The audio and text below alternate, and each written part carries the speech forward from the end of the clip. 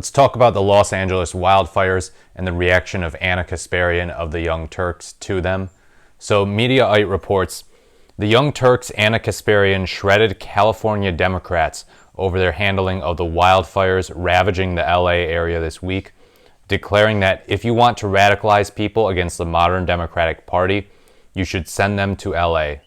Responding to a tweet from a progressive nonprofit blaming the water shortage in the Golden State on a, quote, billionaire couple, Kasperian wrote that California, and especially LA, is controlled by Democrats. They are responsible. No more passing the buck.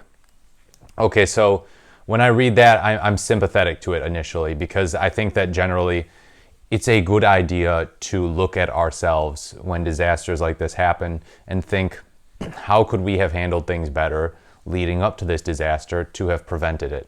And yes, the people who are in political power are people who should be introspective, and they are people whose actions should be scrutinized by the American people as a whole and also by the people who live in their state. So as a Californian, Anna Kasperian is not in the wrong to criticize the government of California, to wonder if the government of California could have done a heck of a lot better on this issue, and to be concerned about the way that the Democratic Party of California is affecting the American people's perception of the Democratic Party overall.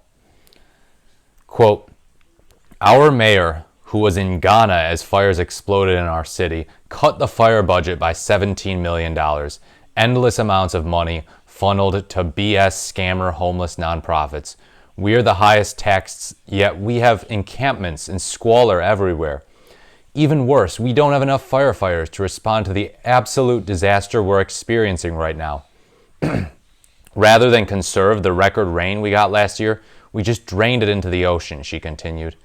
We are a failing city run by a sick excuse for local government. You want to radicalize people against the modern Democratic Party? Send them to LA. In follow-up tweets, Kasperian called California Democrats an unmitigated disaster and shared a post from her colleague Cenk Uygur in which he declared that this is exactly why I voted against Karen Bass, the Los Angeles mayor.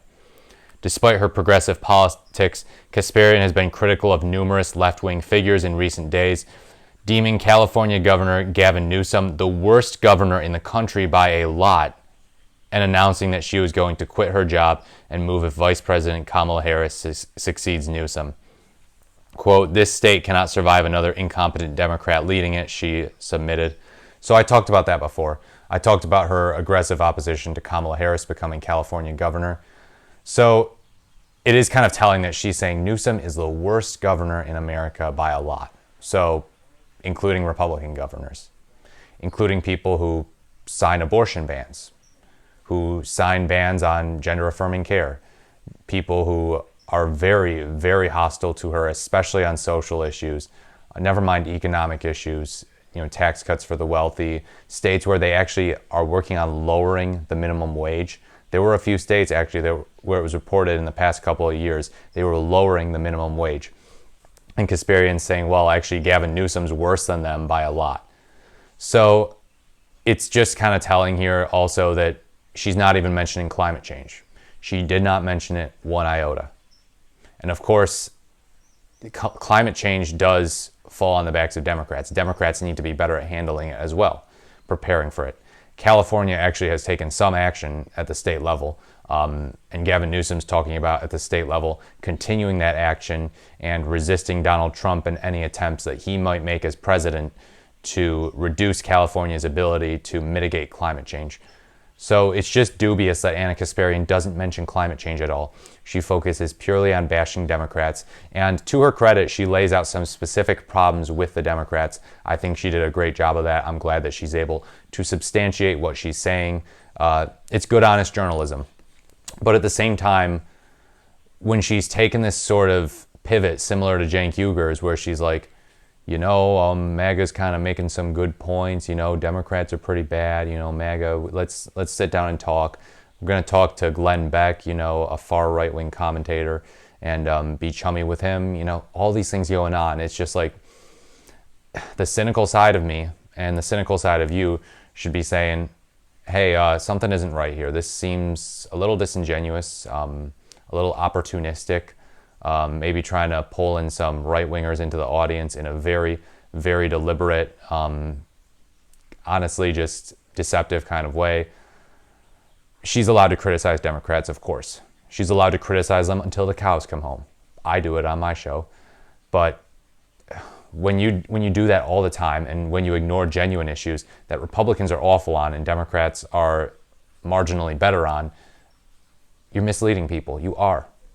By not focusing on the climate disaster that's happening, you mislead people into thinking, oh, well, you know, look, she's a right winger. You know, this is just the case. Democrats are just bad, and that's that. The buck does stop with the Democrats who lead California, but there needs to be more context. There does.